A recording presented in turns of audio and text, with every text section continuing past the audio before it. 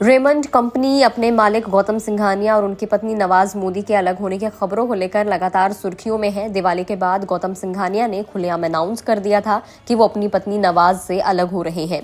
उसके बाद उन्होंने चुप्पी साध ली थी। इस बीच नवाज मोदी ने उन पर कई आरोप लगाए और संपत्ति का 75% हिस्सा भी मांग लिया।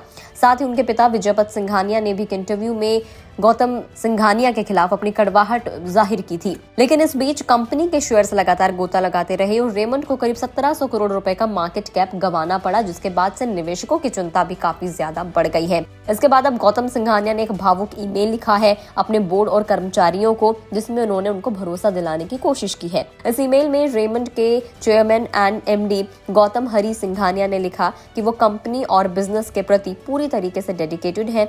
मीडिया में उनकी निजी जिंदगी की जो भी खबरें चल रही हैं, इसका असर उनके रेमंड पर नहीं पड़ेगा। इसीलिए परिवार के सम्मान की रक्षा करते हुए उन्होंने चुप रहना बेहतर समझा।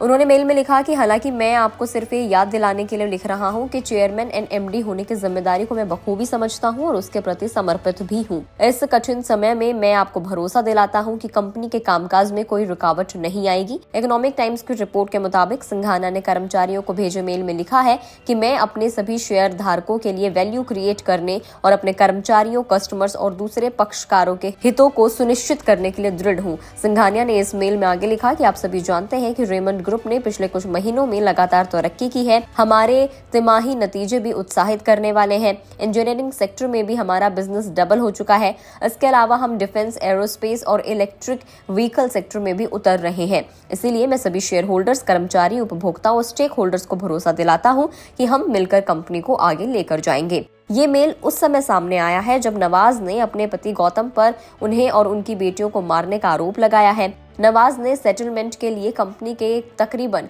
$1.4 बिलियन की संपत्ति में 75% हिस्से की दावेदारी ठोकी है। रेमंड ग्रुप टेक्सटाइल और कपड़ों के सेगमेंट में अच्छी पकड़ रखता है। इसके साथ ही ये ग्रुप कंज्यूमर केयर, रियलिटी और इंजीनियरिंग सेक्टर में भी देशी विदेशी मार्केट्स में काम करता है। गौतम सिंघानिया और नवाज मोदी के अलग होने के बाद रेमंड के शेयर्स में लगातार गिरावट देखी जा रही थी। पिछले कुछ ट्रेडिंग सेशंस में कंपनी का शेयर 13.3% फिसल गया। इस कारण रेमंड का मार्केट कैप 1700 करोड़ रुपए भी कम हो गया, जो ये दिखाता है कि निवेशक और कंपनी से जुड़े कुछ पक्षकार कंपनी के भविष्य को लेकर चिंतित हैं। दिवाली के बाद 13 नवंबर को सोशल मीडिया पर किए गए पोस्ट में गौतम सिंघानिया ने अपनी पत्नी नवाज मोदी से अलग होने का ऐलान किया था। इस पोस्ट में सिंघानिया ने लिखा था कि हम 32 सालों से कपल की तरह थे। दोनों ने मिलकर ये फैसला लिया है। साथ ही उन्हें उनके निजी निर्णय का सम्मान करने के लिए भी कहा गया और रिलेशनशिप से जुड़े सभी पहलुओं को सुलझाने के लिए और वक्त मांगा और सभी से सहयोग करने की अपील की थी। लेकिन उसके बाद से ये मुद्दा लगातार चर्चाओं में बना हुआ है। नवाज मोदी के एक के बाद एक आरोप सामने आ रहे हैं।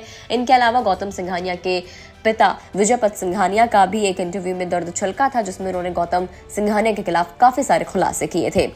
इस पर आपको क्या लगता है कमेंट करके जरूर बताएं। अगर आप इस वीडियो को फेसबुक पर देख रहे हैं तो फेसबुक पेज को लाइक करें, यूट्यूब पर देख रहे हैं तो गुड रिटर्न्स के यूट्यूब चैनल को सब्सक्राइब करना ना भूलें।